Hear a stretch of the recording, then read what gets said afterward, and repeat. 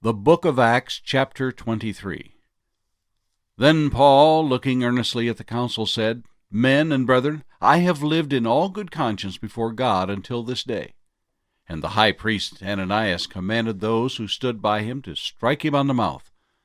Then Paul said to him, God will strike you, you whitewashed wall, for you sit to judge me according to the law, and do you command me to be struck contrary to the law? And those who stood by said, Do you revile God's high priest? Then Paul said, I did not know, brethren, that he was the high priest, for it is written, You shall not speak evil of a ruler of your people.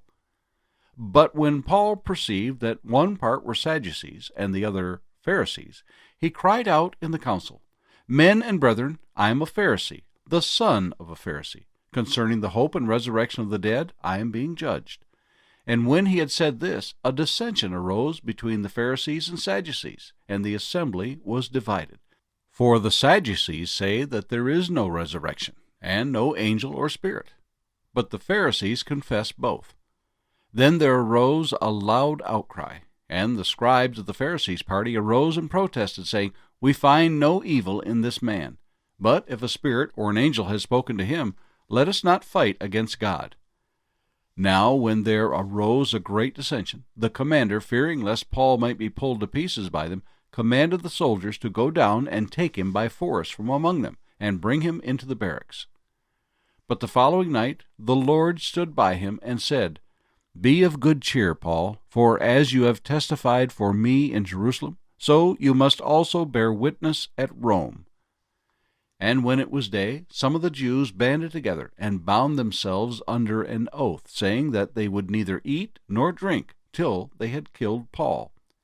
Now there were more than 40 who had formed this conspiracy. They came to the chief priests and elders and said, We have bound ourselves under a great oath that we will eat nothing until we have killed Paul. Now you, therefore, together with the council, suggest to the commander that he be brought down to you tomorrow, as though you were going to make further inquiries concerning him. But we are ready to kill him before he comes near.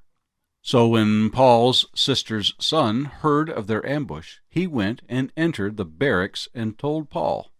Then Paul called one of the centurions to him and said, Take this young man to the commander, for he has something to tell him.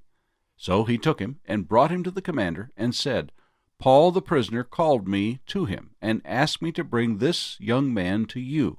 He has something to say to you. Then the commander took him by the hand, went aside, and asked privately, What is it that you have to tell me? And he said, The Jews have agreed to ask that you bring Paul down to the council tomorrow, as though they were going to inquire more fully about him. But do not yield to them, for more than 40 of them lie in wait for him, men who have bound themselves by an oath that they will neither eat nor drink till they have killed him. And now they are ready, waiting for the promise from you. So the commander let the young man depart, and commanded him, Tell no one that you have revealed these things to me.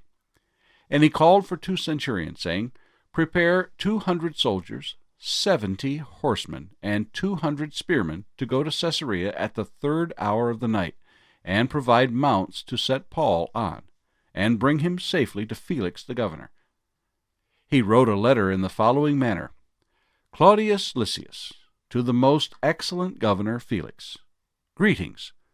This man was seized by the Jews and was about to be killed by them. Coming with the troops, I rescued him, having learned that he was a Roman. And when I wanted to know the reason they accused him, I brought him before their council. I found out that he was accused concerning questions of their law, but had nothing charged against him deserving of death or chains. And when it was told me that the Jews lay in wait for the man, I sent him immediately to you, and also commanded his accusers to state before you the charges against him. Farewell. Then the soldiers, as they were commanded, took Paul and brought him by night to Antipatris. The next day they left the horsemen to go on with him and return to the barracks. When they came to Caesarea and had delivered the letter to the governor, they also presented Paul to him. And when the governor had read it, he asked what province he was from. And when he understood that he was from Cilicia, he said, I will hear you when your accusers also have come. And he commanded him to be kept in Herod's praetorium. The Book of Acts, chapter 24. Now after 5 days Ananias the high priest came down with the elders and a certain orator named Tertullus. These gave evidence to the governor against Paul. And when he was called upon, Tertullus began his accusation, saying, Seeing that through you we enjoy great peace, and prosperity is being brought to this nation by your foresight, we accept it always and in all places, most noble Felix, with all thankfulness. Nevertheless, not to be tedious to you any further, I beg you to hear, by your courtesy, a few words from us. For we have found this man a plague, a creator of dissension among all the Jews throughout the world, and a ringleader of the sect of the Nazarenes. He even tried to profane the temple, and we seized him, and wanted to judge him according to our law. But the commander Lysias came by, and with great violence took him out of our hands, commanding his accusers to come to you. By examining him yourself, you may ascertain all these things of which we accuse him. And the Jews also assented, maintaining that these things were so. Then Paul, after the governor had nodded to him to speak, answered, Inasmuch as I know that you have been for many years a judge of this nation, I do the more cheerfully answer for myself, because you may ascertain that it is no more than 12 days since I went up to Jerusalem to worship, and they neither found me in the temple disputing with anyone, nor inciting the crowd, either in the synagogues or in the city. Nor can they prove the things of which they now accuse me. But this I confess to you, that according to the way which they call a sect, so I worship the God of my fathers, believing all things which are written in the law and in the prophets. I have hope in God, which they themselves also accept, that there will be a resurrection of the dead, both of the just and the unjust. This being so, I myself always strive to have a conscience without offense toward God and men. Now, after many years, I came to bring alms and offerings to my nation, in the midst of which some Jews from Asia found me purified in the temple, neither with a mob nor with tumult. They ought to have been here before you to object if they had anything against me. Or else let those who are here themselves say if they found any wrongdoing in me while I stood before the council, unless it is for this one statement which I cried out standing among them, Concerning the resurrection of the dead, I am being judged by you this day. But when Felix heard these things, having more accurate knowledge of the way, he adjourned the proceedings, and said, When Lysias the commander comes down, I will make a decision on your case. So he commanded the centurion to keep Paul, and to let him have liberty, and told him not to forbid any of his friends to provide for or visit him. And after some days, when Felix came with his wife Drusilla, who was Jewish, he sent for Paul and heard him concerning the faith in Christ. Now, as he reasoned about righteousness, self-control, and the judgment to come, Felix was afraid and answered, Go away for now. When I have a convenient time, I will call for you. Meanwhile, he also hoped that money would be given him by Paul, that he might release him.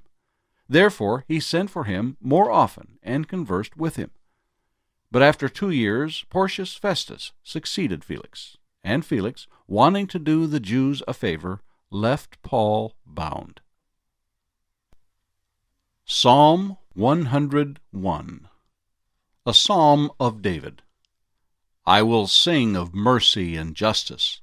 To you, O Lord, I will sing praises. I will behave wisely in a perfect way. Oh, when will you come to me? I will walk within my house with a perfect heart. I will set nothing wicked before my eyes.